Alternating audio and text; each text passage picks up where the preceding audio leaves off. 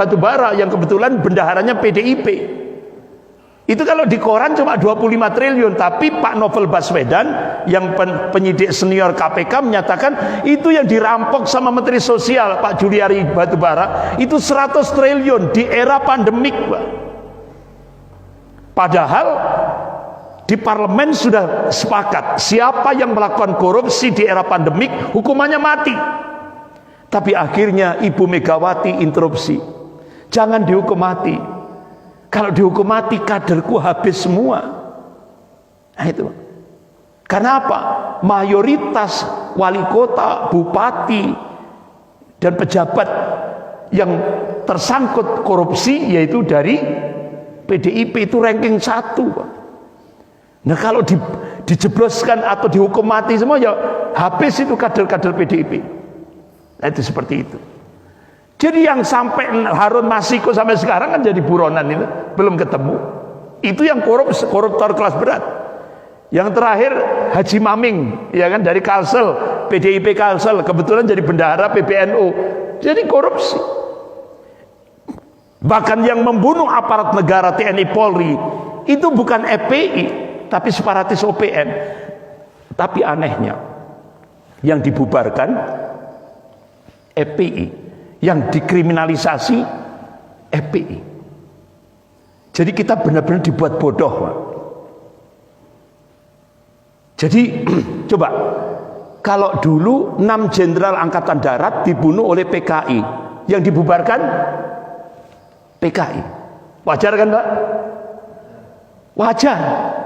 Karena yang membunuh 6 jenderal angkatan darat sampai dengan satu perwira itu PKI, yang dibubarkan PKI, wajar kan? Nah sekarang kita dibuat bodoh, yang dibantai, yang dibunuh itu 6 anggota FPI, yang dibubarkan FPI. Padahal FPI tidak pernah korupsi, FPI tidak pernah membuat kriminal dan sebagainya. Aneh. Nah akhirnya kita ketemu jawabannya. Ini Profesor Salim Said, negara di bawah bayang-bayang komunis. Jadi pembunuhan 6 laskar FPI dengan pembunuhan 6 jenderal angkatan darat sama, Pak, sama, hampir mirip.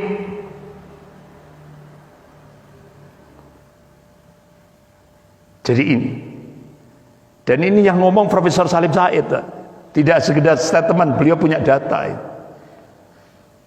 Sehingga akhirnya Edward Snowden ini pakar intelijen dunia, jika mengungkap kejahatan tapi diperlakukan layaknya pelaku kejahatan, berarti Anda sekarang berada di negeri yang dikuasai para penjahat.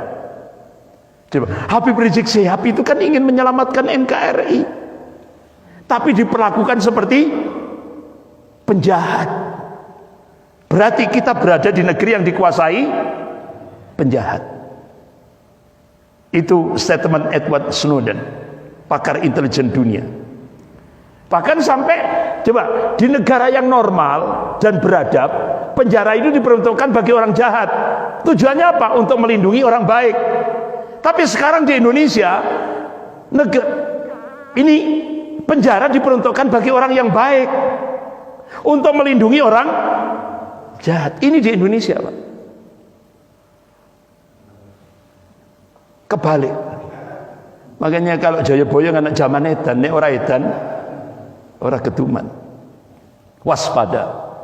Agenda komunis, mereka senantiasa memfitnah Islam, memfitnah ulama, adu domba Islam, adu domba pribumi, demi satu tujuan, menjadikan NKRI menjadi negara komunis. Dan akhirnya kejadian betul, Pak. Ini nyata, Pak. Barusan ini barusan. Presiden menunjuk Makarim Wibisono sebagai ketua tim penyelesaian kasus HAM berat. Artinya apa? Jadi TNI dan rakyat Indonesia harus benar-benar melek ini, Pak. TNI dan rakyat Indonesia harus bangkit ini. Karena apa? Waspada. Keputusan Presiden nomor 17 tahun 2022 disetujui oleh Presiden. Kepres ini untuk siapa? Nggak mungkin untuk korban HAM 98, nggak mungkin. Tapi diduga keputusan Presiden ini untuk melakukan pembelaan terhadap ex-PKI, termasuk anak-anak cucu turunannya. Ya. Jadi otomatis ini Pak, ini akan membangkitkan, artinya apa? Akan membangkitkan kembali PKI di negara kesatuan Republik Indonesia. Ya.